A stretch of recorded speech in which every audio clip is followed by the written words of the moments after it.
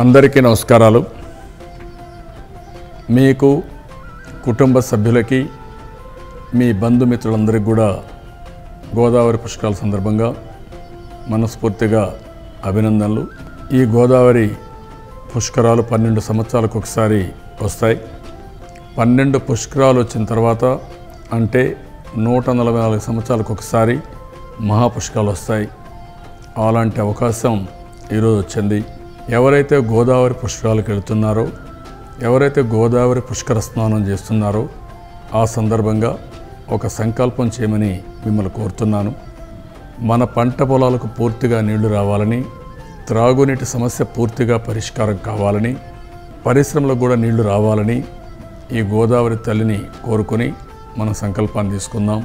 మనము మన కుటుంబ సభ్యులు బాగుండడమే కాకుండా రాష్ట్రం కూడా సస్యశ్యామలం కావాలని, సంపద సృష్టించాలని, తద్వారా రాష్ట్రంలో ఉండే ప్రతి ఒక్కరూ ఆనందంగా ఉండవాలని అలాంటి సంకల్పం చేయమని గోదావరి తల్లిని మనస్ఫూర్తిగా ప్రార్థించమని మరొకసారి కోరుతున్నాను।